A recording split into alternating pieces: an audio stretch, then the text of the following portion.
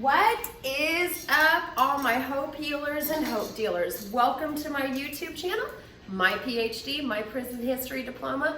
I did 10 years and 8 months in Florida Department of Corrections, and I've been out for 17 years now. Yes, freedom is our birthright, and I am so grateful for my freedom. I actually cried tears of joy yesterday watching the eclipse because I am free. And I realized the importance of freedom, and it just meant so much to me that I got to be in a place that's 96% of the eclipse showed up for us, and it was just a wonderful experience. I was surrounded with a whole bunch of people, just having a good time, and all of us were on the same vibration of feeling grateful, and really it was a beautiful experience, and I hope everybody out there got to have that same wonderful experience that I got to have yesterday. But I am going to do a video today about the top 3 most horrendous things I saw during the incarceration. So let's jump right into it. So the number 3 thing on the list that was just awful was this girl. Okay, so let me get to the story. I'll make it simple and easy. Okay, so this girl was living in the dorm with her girlfriend. This was in Florida prison called Broward. It had death row there. They closed it down since I've left the incarceration, but it was 2 to a room at this particular prison. It was actually probably the nicest Florida prison out there for women. It was 2 to a room. It had air conditioning. It was quite lovely as far as prisons go. But JoJo lived in the room with her girlfriend, and they decided, the prison that day decided to shake up all the girlfriends that lived with each other. And so they just did a whole big old moving switch around. One person moves to this room, blah, blah, blah, blah, to shake up the girlfriend tree. Because, you know, there was a lot of couples that were able to manipulate living in the same room together. And, you know, the funny thing is that none of these girls were causing any problems, but the guards decided that it was too peaceful. Pay attention to this, by the way. It was too peaceful for them, which gave, you know, the inmates at a higher vibration. We were happy. Everybody was at peace, and they weren't with it. They needed to shake it up and cause chaos. So about 30 couples got moved that day. And this one in particular, JoJo, decided that she was pretty pissed. But she wasn't going to take it out on the guards because she wasn't going to get herself a new charge. Instead, she decided to climb the education building, which is a 3-story building. There were stairs, just FYI. It wasn't like she had to climb a building or whatever. But she climbed the 3 flights of stairs, and she decided to take a jump off the education building onto the ground. And, you know, at that time, at that exact moment that she jumped, me and my friend were actually out on the rec field smoking a joint, and we heard the splat. I kid you not, it was like a body hitting concrete was quite loud, especially in a concrete jungle type place. It definitely echoed, but you could hear her hit the ground, and you heard people just screaming and running the opposite way from the education building. So here's the rec field, here's the education building, and people were running this way. So Zap and I, we were stoned, and we were quite curious as to what was going on. So instead of running away from the situation, we're like, let's go see what's going on. So we ran towards it. And there we saw JoJo down, unable to move. She had blood coming from her head, and she survived the jump. She survived the jump. They obviously took her to the hospital.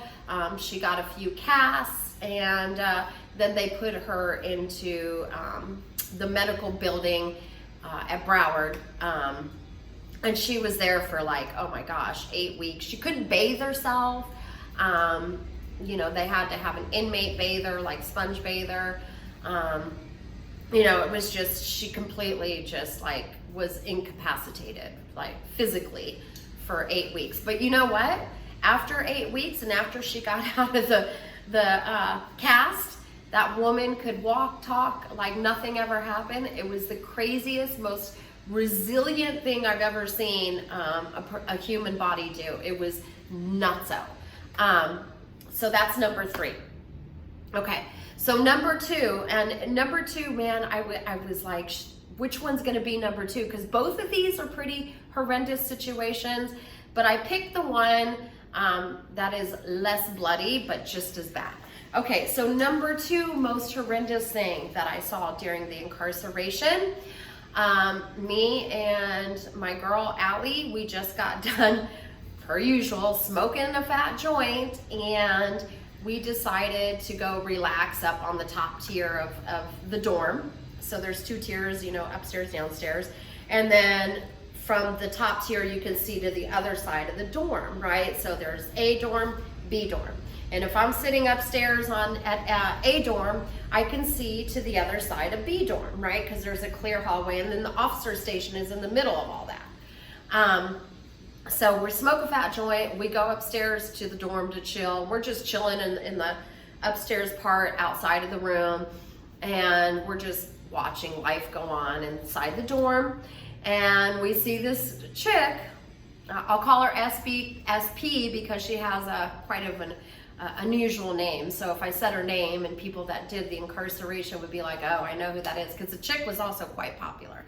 But anyway, so we saw her with her sheet walking up around B dorm, and she walked to the rails, and all of the upstairs has a rail, but she walked into the middle part of the upstairs rail.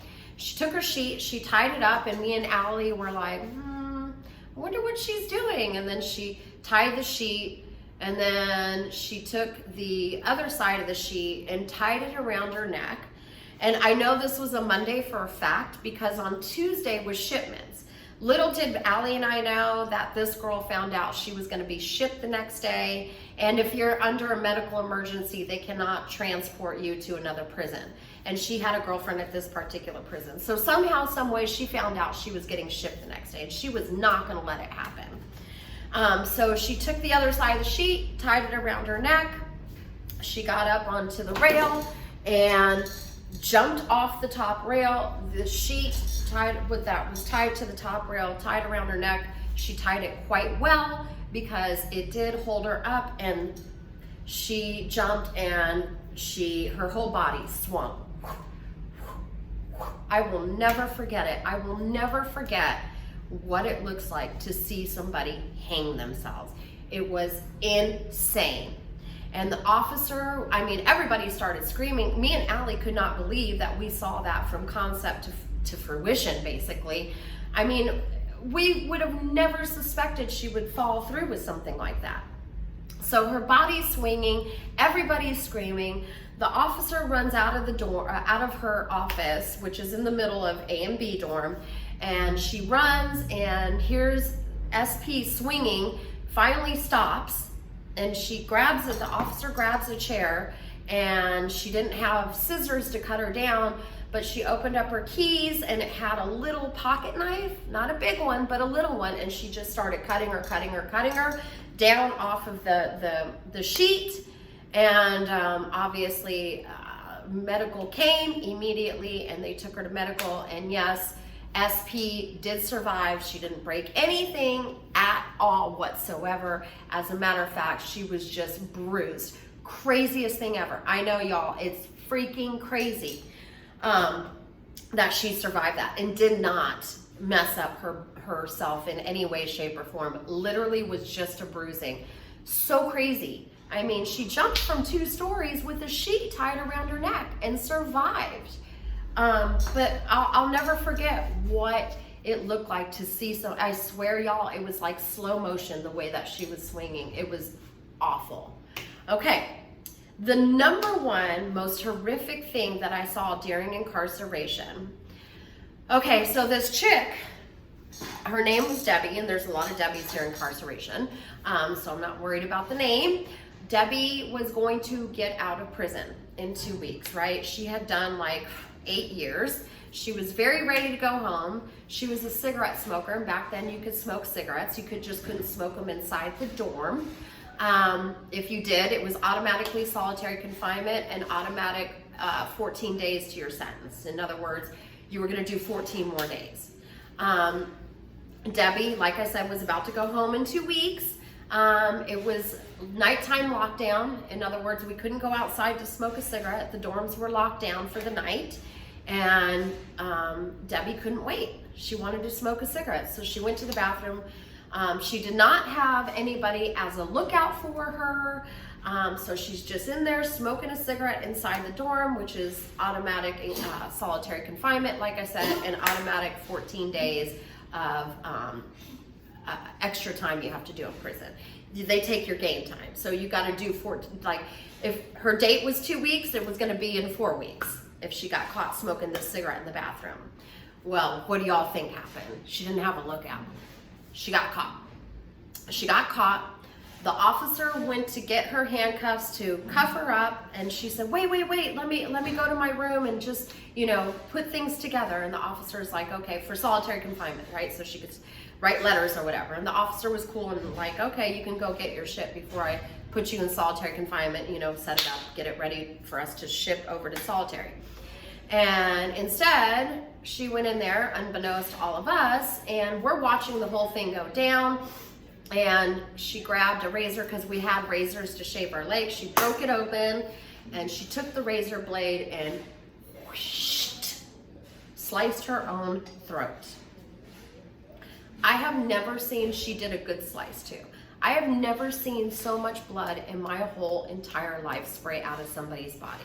She hit an artery, and the blood was just whoosh. I mean, it was pouring out, and I am mind blown. And everybody in there is just absolutely freaking out, right? There's blood coming out of this lady. I mean, it's getting on the floor. The officer calls back up. The cops come running, and literally they're sliding in her blood to get to her. I kid you not. I mean, it's just flowing. She passes out. They had to airlift her out of there. Obviously, she didn't go to solitary confinement. She got airlifted out of there. They had to staple her neck shut.